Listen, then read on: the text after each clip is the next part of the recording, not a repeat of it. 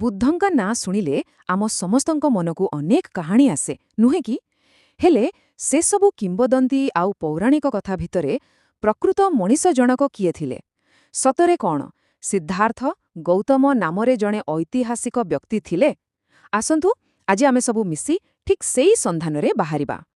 ଦେଖନ୍ତୁ, ଏଇ କାହାଣୀ ତ ଆମେ ସମସ୍ତେ ପ୍ରାୟ ଶୁଣିଛେ।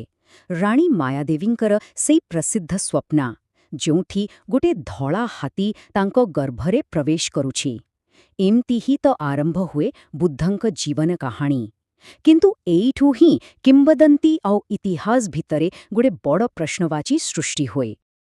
ହଁ, ଠିକ୍ ସେହି ପ୍ରଶ୍ନ।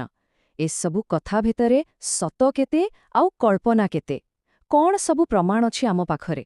ଆଉ ସବୁଠୁ ବଡ଼ କଥା, ଯେଉଁ ପରିବେଶରେ ବୁଦ୍ଧ ବଢ଼ିଲେ ସେ ସମୟର ଦୁନିଆଟା କେମିତି ଥିଲା?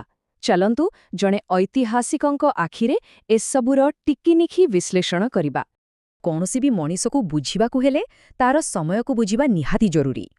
ତେଣୁ ଆସନ୍ତୁ ଆମେ ଏକାଠି ଟାଇମ୍ ଟ୍ରାଭେଲ୍ କରିବା ପ୍ରାୟ 2500 ବର୍ଷ ପଛକୁ। ଆମେ ପହଞ୍ଚିବା ଖ୍ରୀଷ୍ଟପୂର୍ବ 5ମ ଶତାବ୍ଦୀର ଭାରତରେ। ଏହା ଥିଲା ଏମିତି ଏକ ସମୟ ଯେତେବେଳେ ପୂରା ଭାରତୀୟ ସମାଜରେ ଗୋଟେ ବଡ଼ ଧରଣର କ୍ରାନ୍ତି ଆସୁଥିଲା। ଇତିହାସକାରମାନେ ଏହି ଯୁଗକୁ କହନ୍ତି ଦ୍ୱିତୀୟ ନଗରୀକରଣ। ଭାବି ଦେଖନ୍ତୁ ଟିକେ, ଗଙ୍ଗା ନଦୀ କୂଳରେ ଛୋଟ ଛୋଟ ଗାଁଗୁଡ଼ିକ ହଠାତ୍ ବଡ଼ ବଡ଼ ଚଳଚଞ୍ଚଳ ସହରରେ ପରିଣତ ହେଉଛି। କିନ୍ତୁ ଏହା କେବଳ କୋଠାବାଡ଼ିର ପରିବର୍ତ୍ତନ ନଥିଲା। ନା, ଏହା ଥିଲା ଲୋକଙ୍କ ଚିନ୍ତାଧାରାରେ ଆସୁଥିବା ଏକ ବିରାଟ ପରିବର୍ତ୍ତନ। ତ କ'ଣ ସବୁ ବଦଳୁଥିଲା ସେତେବେଳେ? ନୂଆ ନୂଆ ସହର ଗଢ଼ି ଉଠୁଥିଲା, ତା ସହିତ ନୂଆ ରାଜ୍ୟ ବି। ଚାଷ ପାଇଁ ଜଙ୍ଗଲ ସଫା ହେଉଥିଲା, ବାଣିଜ୍ୟ ବ୍ୟବସାୟ ବଢ଼ୁଥିଲା, ଆଉ ଏସବୁର ପ୍ରଭାବ ସିଧା ପଡ଼ୁଥିଲା ସମାଜ ଉପରେ। ପୁରୁଣା ଜାତିପ୍ରଥାର ବନ୍ଧନ ଟିକେ ଢିଲା ହେଉଥିଲା। ଏଭଳି ଏକ ଅସ୍ଥିର ଚଳଚଞ୍ଚଳ ସମାଜରେ ହିଁ ତା ଲୋକେ ପୁରୁଣା ବିଶ୍ୱାସକୁ ପ୍ରଶ୍ନ କରନ୍ତି ଆଉ ନୂଆ ଚିନ୍ତାଧାରା ପାଇଁ ରାସ୍ତା ଖୋଲିଯାଏ। ଠିକ୍ ଏହି ମାହୋଲ ହିଁ ବୁଦ୍ଧଙ୍କ ଭଳି ଚିନ୍ତାନାୟକଙ୍କ ପାଇଁ ଏକ ମଞ୍ଚ ତିଆରି କରିଥିଲା। ତେବେ ଏ ଯେଉଁ ସାମାଜିକ ପରିବର୍ତ୍ତନର ହାୱା ବହୁଥିଲା, ତା ଭିତରେ କେବଳ ସହର ବଦଳୁ ନଥିଲା, ଲୋକଙ୍କର ଆଧ୍ୟାତ୍ମିକ ଚିନ୍ତାଧାରା ବି ବଦଳୁଥିଲା। ପୁରୁଣା ବ୍ୟବସ୍ଥାକୁ ଖୋଲାଖୋଲି ଚ୍ୟାଲେଞ୍ଜ କରାଯାଉଥିଲା। ସେ ସମୟର ବୌଦ୍ଧିକ ଜଗତରେ ଗୋଟେ ବଡ଼ ଧରଣର ଟଣାଉଟାର ଚାଲିଥିଲା। ଦୁଇଟି ପୂରା ଅଲଗା ଅଲଗା ରାସ୍ତା। ଗୋଟିଏ ପଟେ ଥିଲା ବୈଦିକ ବ୍ରାହ୍ମଣବାଦର ପୁରୁଣା ପରମ୍ପରା, ଯେଉଁଠି ସବୁକିଛି ଜନ୍ମ ଆଉ ରୀତିନୀତି ଉପରେ ନିର୍ଭରଶୀଳ ଥିଲା। କେବଳ ବ୍ରାହ୍ମଣ ହିଁ ଯଜ୍ଞ କରିପାରିବେ ଆଉ ସେଇଠୁ ହିଁ ମୁକ୍ତି ମିଳିବ। କିନ୍ତୁ ଠିକ୍ ତାର ବିପରୀତ ଦିଗରେ ଠିଆ ହୋଇଥିଲେ ଶ୍ରମଣମାନେ। ସେମାନେ କହୁଥିଲେ, ନା, ମୁକ୍ତି କୌଣସି ବାହାର ଜିନିଷ ନୁହେଁ, ଏହା ମିଳିବ ନିଜ ଭିତରୁ, ନିଜ ଚେଷ୍ଟାରୁ, ନିଜର କଠୋର ତପସ୍ୟାରୁ। ଏହି ଯେଉଁ ନୂଆ ଚିନ୍ତକମାନେ ଥିଲେ, ସେମାନଙ୍କୁ କୁହାଯାଉଥିଲା ଶ୍ରମଣ। ଶବ୍ଦଟାର ଅର୍ଥ ହିଁ ହେଉଛି ଯିଏ ନିଜେ ଶ୍ରମ କରେ, ପରିଶ୍ରମ କରେ। ସେମାନେ ପୁରୁଣା ବ୍ୟବସ୍ଥାକୁ ମାନିବାକୁ ପ୍ରସ୍ତୁତ ନଥିଲେ, ନିଜ ଅନୁଭବରୁ ସତ୍ୟକୁ ଖୋଜୁଥିଲେ। ଆଉ ଜାଣିଛନ୍ତି, ବୁଦ୍ଧ ଏହି ମହାନ ଶ୍ରମଣ ପରମ୍ପରାର ହିଁ ଜଣେ ପ୍ରମୁଖ ବ୍ୟକ୍ତି ଥିଲେ। ତେବେ ସେ ସମୟରେ ତ ଅନେକ ଶ୍ରମଣ ଥିଲେ, ଅନେକ ଦାର୍ଶନିକ ଥିଲେ। ହେଲେ ସେମାନଙ୍କ ଭିଡ଼ ଭିତରେ ସିଦ୍ଧାର୍ଥ ଗୌତମ ଏମିତି କ'ଣ କହିଲେ ଯେ ତାହା ଇତିହାସର ଗତିପଥକୁ ହିଁ ବଦଳାଇ ଦେଲା? ଦେଖିଲେ ତ, ତାଙ୍କ ଜୀବନଟା ହିଁ ଗୋଟେ ଅସାଧାରଣ ଯାତ୍ରା ଥିଲା। ରାଜମହଲର ସୁଖ ସୁବିଧା ଛାଡ଼ି ସତ୍ୟ ଖୋଜିବା ପାଇଁ ଜଣେ ସାଧାରଣ ଶ୍ରମଣ ହୋଇ ବୁଲିଲେ। ଆଉ ବର୍ଷ ବର୍ଷର କଠିନ ତପସ୍ୟା ପରେ ଶେଷରେ ସେ ସେହି ଜ୍ଞାନ ପାଇଲେ ଯାହାକୁ ଆମେ ନିର୍ବାଣ ବୋଲି କହୁ। ତାଙ୍କର ସବୁଠୁ ବୈପ୍ଳବିକ ବିଚାର ଥିଲା ଅନାତ୍ମା, ଅର୍ଥାତ୍ ଅନାତ୍ମାର ସିଦ୍ଧାନ୍ତ। ସେତେବେଳେ ପ୍ରାୟ ସମସ୍ତେ ମାନୁଥିଲେ ଯେ ଆମ ଭିତରେ ଗୋଟେ ସ୍ଥାୟୀ ଅମର ଆତ୍ମା ଅଛି। ହେଲେ ବୁଦ୍ଧ ଆସି ସିଧା କହିଲେ, ନା, ସେମିତି କିଛି ସ୍ଥାୟୀ ଜିନିଷ ଆମ ଭିତରେ ନାହିଁ।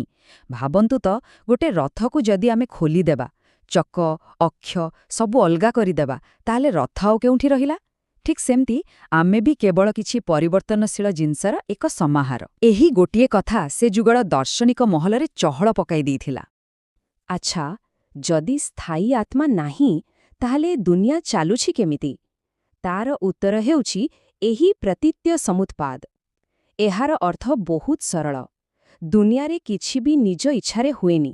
ସବୁକିଛି ଗୋଟେ କାରଣ ଏବଂ ଫଳର ଶୃଙ୍ଖଳାରେ ବନ୍ଧା। ଗୋଟେ ଜିନିଷ ହେଲେ ତାର ପ୍ରଭାବରେ ଆଉ ଗୋଟେ ଜିନିଷ ହୁଏ। ବାସ୍ ଏତିକି ହିଁ। ଏବଂ ଏହି ଜ୍ଞାନକୁ ପାଇବା ପାଇଁ ସେ ଗୋଟେ ବହୁତ ସରଳ ବ୍ୟାବହାରିକ ରାସ୍ତା ଦେଖାଇଲେ।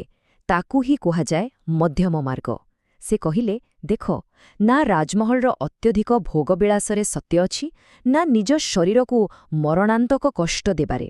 ପ୍ରକୃତ ରାସ୍ତା ସବୁବେଳେ ଏଇ ଦୁଇଟା ଚରମ ସୀମାର ମଝିରେ ହିଁ ଥାଏ। ଠିକ୍ ଅଛି, ତାଙ୍କର କାହାଣୀ ଆମ ପାଖରେ ଅଛି, ତାଙ୍କର ଦର୍ଶନ ବି ଅଛି, ହେଲେ ଐତିହାସିକ ଭାବରେ ତାଙ୍କ ଅସ୍ତିତ୍ୱର କିଛି ଠୋସ୍ ପ୍ରମାଣ ଅଛି କି? ଚାଲନ୍ତୁ ଏଥର ଜଣେ ପ୍ରତ୍ନତତ୍ତ୍ୱବିତ୍ ଭଳି ଖୋଜିବା ଆରମ୍ଭ କରିବା। ହେଲେ ଏଠାରେ ଗୋଟେ ବଡ଼ ସମସ୍ୟା ଅଛି। ବୁଦ୍ଧଙ୍କ ଜୀବନକାଳ ଆଉ ତାଙ୍କ ବିଷୟରେ ଲେଖାଯାଇଥିବା ପ୍ରଥମ ଜୀବନୀ ବୁଦ୍ଧଚରିତ ମଧ୍ୟରେ ପ୍ରାୟ 400 ବର୍ଷରୁ ଅଧିକ ସମୟର ଫରକ। ଏତେ ଦିନ ଧରି ତାଙ୍କ କାହାଣୀ କେବଳ ଲୋକଙ୍କ ମୁହଁରୁ ମୁହଁକୁ ହିଁ ବୁଲୁଥିଲା। ଏହା ଐତିହାସିକମାନଙ୍କ ପାଇଁ ଏକ ବଡ଼ ଚ୍ୟାଲେଞ୍ଜ। ତେବେ ଏଠାରେ ହିଁ ପ୍ରତ୍ନତତ୍ତ୍ୱ ଆମକୁ ସାହାଯ୍ୟ କରେ। କାହାଣୀରେ ଅଛି ବୁଦ୍ଧଙ୍କର ଚମତ୍କାରୀ ଜନ୍ମ ହୋଇଥିଲା, କିନ୍ତୁ ପ୍ରତ୍ନତତ୍ତ୍ୱ ଆମକୁ କ'ଣ କହୁଛି ଦେଖନ୍ତୁ। ସମ୍ରାଟ ଅଶୋକ ଲୁମ୍ବିନୀରେ ଗୋଟେ ସ୍ତମ୍ଭ ତିଆରି କରି ସେଥିରେ ସ୍ପଷ୍ଟ ଭାବେ ଖୋଦେଇ କରିଥିଲେ, ଏଠାରେ ଶାକ୍ୟମୁନି ବୁଦ୍ଧ ଜନ୍ମ ହୋଇଥିଲେ। ଏହା ସେହି କିମ୍ବଦନ୍ତୀକୁ ଗୋଟେ ଐତିହାସିକ ଭିତ୍ତିଭୂମି ଦେଉଛି, ଗୋଟେ ପ୍ରକୃତ ସ୍ଥାନ ଦେଉଛି। ଆଉ ସବୁଠୁ ବଡ଼ ପ୍ରମାଣ ସେହି ଲୁମ୍ବିନୀରୁ ହିଁ ମିଳିଛି। ମାଟି ତଳୁ ଗୋଟେ ବହୁତ ପୁରୁଣା କାଠର ମନ୍ଦିର ମିଳିଲା, ଯାହା ଗୋଟେ ଗଛକୁ ଘେରି ରହିଥିଲା। ଆଉ ଯେତେବେଳେ ତାର କାର୍ବନ ଡେଟିଂ କରାଗଲା, ତାର ସମୟ ବାହାରିଲା ଖ୍ରୀଷ୍ଟପୂର୍ବ 550, ମାନେ ଠିକ୍ ବୁଦ୍ଧଙ୍କ ସମୟ। ଏହାର ଅର୍ଥ ହେଉଛି ତାଙ୍କ ଜୀବନକାଳରେ ହିଁ ଲୋକେ ତାଙ୍କ ଜନ୍ମସ୍ଥାନକୁ ଏକ ପବିତ୍ର ସ୍ଥାନ ଭାବି ପୂଜା କରୁଥିଲେ। ଏହା ତାଙ୍କ ଐତିହାସିକ ଅସ୍ତିତ୍ୱର ଏକ ଅକାଟ୍ୟ ପ୍ରମାଣ। ତେବେ ଏକଥା ତ ସ୍ପଷ୍ଟ ଯେ ବୁଦ୍ଧ ଜଣେ ଐତିହାସିକ ବ୍ୟକ୍ତି ଥିଲେ, କିନ୍ତୁ ପ୍ରଶ୍ନ ହେଉଛି ତାଙ୍କ କଥା ସେହି ସମୟର ସାଧାରଣ ଲୋକଙ୍କୁ ଏତେ ଭଲ କାହିଁକି ଲାଗିଲା? କାହିଁକି ଲୋକେ ତାଙ୍କ ଆଡ଼କୁ ଏତେ ଆକର୍ଷିତ ହେଲେ? ଭାବନ୍ତୁ ଟିକେ, ସେ ଯୁଗର ଜଣେ ସାଧାରଣ ଲୋକ ପାଖରେ କ'ଣ ବିକଳ୍ପ ଥିଲା? ଗୋଟେ ପଟେ ଥିଲା ବ୍ରାହ୍ମଣବାଦ, ଯୋଉଠି ମୁକ୍ତି ମିଳିବ କି ନାହିଁ ତାହା ଜାତି ଉପରେ ନିର୍ଭର କରୁଥିଲା। ଅନ୍ୟପଟେ ଥିଲା ଜୈନ ଧର୍ମ ଭଳି କଠୋର ତପସ୍ୟାର ମାର୍ଗ, ଯାହା ସମସ୍ତଙ୍କ ପକ୍ଷେ ସମ୍ଭବ ନଥିଲା। ଠିକ୍ ଏତିକିବେଳେ ବୁଦ୍ଧ ଆସିଲେ ଏକ ନୂଆ ବିକଳ୍ପ ନେଇ, ମଧ୍ୟମ ମାର୍ଗ, ଯାହା ସମସ୍ତଙ୍କ ପାଇଁ ଖୋଲା ଥିଲା, ସହଜ ଥିଲା। ସେ ସଂଘର ସ୍ଥାପନା କଲେ, ଆଉ ଏହା ଥିଲା ସେ ସମୟର ସବୁଠାରୁ ବଡ଼ ସାମାଜିକ ବିପ୍ଳବ। ସଂଘର ଦ୍ୱାର ସମସ୍ତଙ୍କ ପାଇଁ ଖୋଲା ଥିଲା। ବ୍ରାହ୍ମଣ ହେଉ କି ଶୂଦ୍ର, ଧନୀ ହେଉ କି ଗରିବ, ଏପରିକି ପୁରୁଷ ଓ ନାରୀ ଉଭୟଙ୍କ ପାଇଁ ଏଠାରେ ସମାନ ସ୍ଥାନ ଥିଲା। ଜାତିପ୍ରଥାର କାନ୍ଥକୁ ଭାଙ୍ଗିବାର ଏହା ଥିଲା ଏକ ବଡ଼ ପଦକ୍ଷେପ। ଦେଖନ୍ତୁ, ଏହା ହିଁ ଥିଲା ମୂଳ ପାର୍ଥକ୍ୟ। ବ୍ରାହ୍ମଣବାଦର ସ୍ୱଧର୍ମ କହୁଥିଲା ଯେ ଜଣେ ବ୍ରାହ୍ମଣର କାମ ଆଉ ଜଣେ ଶୂଦ୍ରର କାମ ଅଲଗା। କିନ୍ତୁ ବୁଦ୍ଧ ଆସି ଏହି ବ୍ୟବସ୍ଥାକୁ ଭାଙ୍ଗିଦେଲେ। ସେ କହିଲେ ଏକ ସାର୍ବଜନୀନ ଧର୍ମ କଥା। ସେ କହିଲେ ସତ କହିବା, ଅହିଂସା, କରୁଣା, ଏସବୁ କୌଣସି ଜାତି ପାଇଁ ନୁହେଁ, ବରଂ ସମସ୍ତ ମଣିଷଙ୍କ ପାଇଁ ସମାନ ଭାବରେ ଲାଗୁ ହେବ। ତେବେ ଶେଷରେ ଆମେ କ'ଣ ପାଇଲେ? ଖ୍ରୀଷ୍ଟପୂର୍ବ 5ମ ଶତାବ୍ଦୀର ଗଙ୍ଗା ଉପତ୍ୟକାରେ ଜନ୍ମ ହୋଇଥିବା ଜଣେ ରାଜକୁମାର, ଜଣେ ଶ୍ରମଣ, ଜଣେ ଦାର୍ଶନିକ କିପରି ସମୟ ଏବଂ ଭୂଗୋଳର ସୀମାକୁ ପାର କରି ସାରା ବିଶ୍ୱ ପାଇଁ ଏକ ପ୍ରେରଣାର ଉତ୍ସ ପାଲଟିଗଲେ? ଏହା ଏକ ବଡ଼ ପ୍ରଶ୍ନ, ନୁହେଁ କି? ହୁଏତ ଏହାର ଉତ୍ତର ତାଙ୍କର ସେହି ସରଳ କିନ୍ତୁ ଗଭୀର ସାର୍ବଜନୀନ ବାର୍ତ୍ତାରେ ହିଁ ଲୁଚି ରହିଛି, ଯାହା ଆଜି ବି ପ୍ରାସଙ୍ଗିକ।